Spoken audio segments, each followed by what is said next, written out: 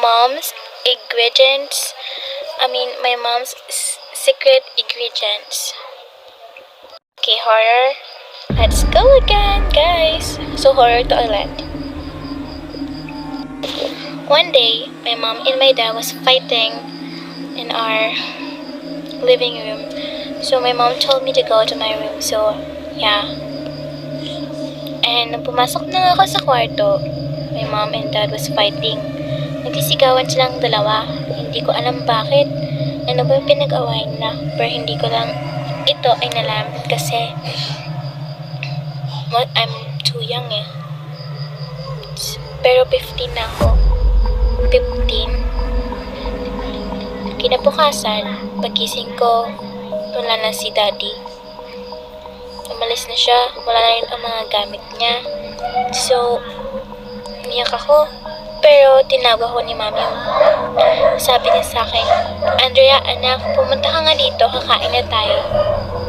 Sabi ko, sige po mami. Tinanong ko si mami kung okay lang ba siya.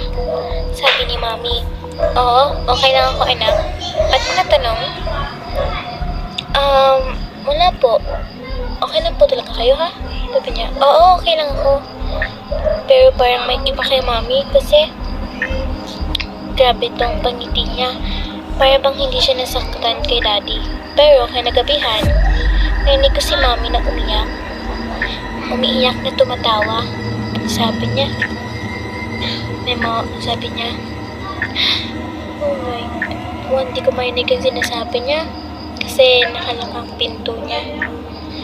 Hindi ko na ito pinansin. Natulog ako. Nagulat ako. Nung pagtalikod ko, andyan si mami. Sabi niya, anak.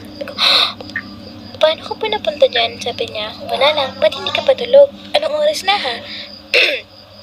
Sabi ko naman, wala po. Umihi lang po ako. Okay, matulog ka na ha? Baka kasi malungkot ang daddy mo na hindi kita inaalagaan. Ha? Hindi naman po siguro, mami. Okay lang naman po si daddy eh. Tumawa lang ito. Hindi ko alam bakit. Ang weird niya. Madami ng araw na napaka-weird ni mami. Tawa. Tsaka umiiyak. Hindi ko alam bakit. Siguro namimiss na lang si daddy kaya nagkakaganyan siya. Pero nag-iiba kasi siya eh.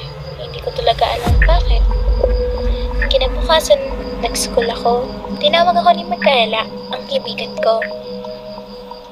Sabi ni Micaela, narinig mo na ba yung balita?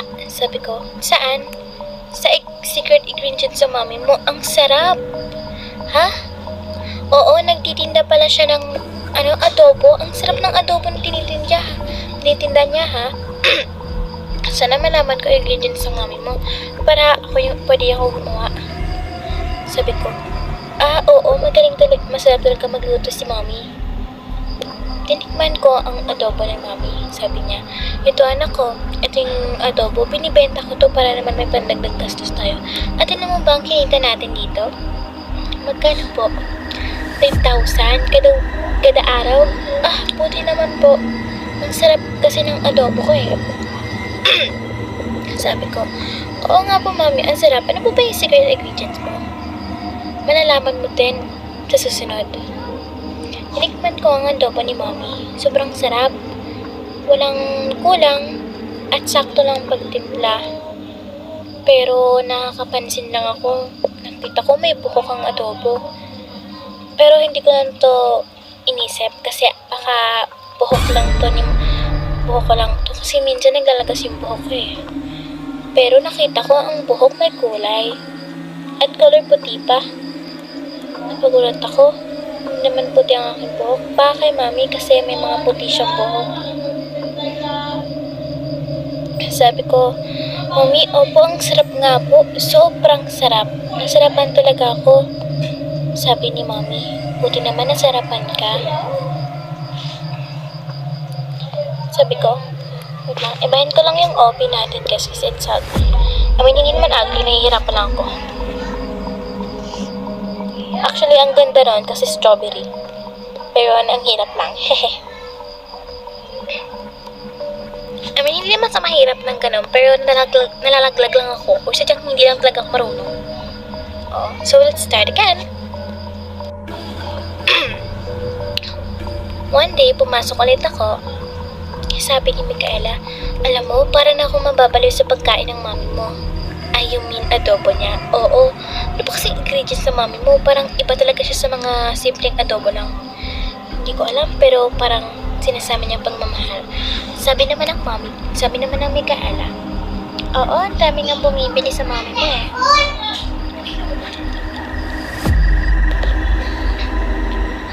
Hindi ko lang alam, pero I think hindi ko alam ang ingredients eh. Pati ikaw, hindi mo alam ang ingredients. Oo, kinagabihan, umuwi ako, pinagluto ako ni mami ng adobo. Kinain ko ito, sobrang sarap talaga niya magluto ng adobo. Para bang may lasa na kakaiba, pero sobrang sarap. May nakita akong mata sa adobong yun. Sabi ko, nagulat ako.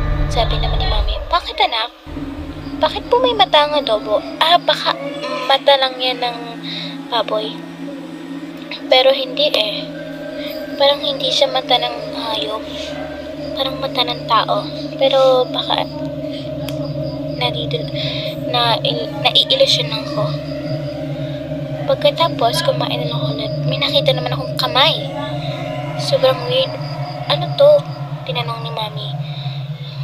Hindi mo ba nagugustuhan? Sabi ko, nagugustuhan naman po mami, pero bakit po naman gano'n yung iba na? Bakit po may mga ganyan? Sabi niya naman, hindi mo ba nagugustuhan ng daddy mo? Ha? Nagulat ako. Sabi ko, ano? Sino po? Ang daddy mo. Niluto ko siya. Tumaas ang balahibo ko at nagulat. Sabi ko, ano po, mami? Sabi ko, niluto ko yung daddy mo. Hindi ka ba nasarapan? Total, gusto mo naman siya, di ba? Mas mahal mo siya kaysa sa akin. Pero hindi mo alam, manluloko yung daddy mo. Pinalitan niya ako. Umiyak ako at nagulat. Tapos sabi niya man, anak, okay lang yan. At least you like your dad, di ba? Sarap. At natutuwa siya na kinakain mo siya ngayon. At natutuwa din ako na wala nang mananakit sa atin. The end.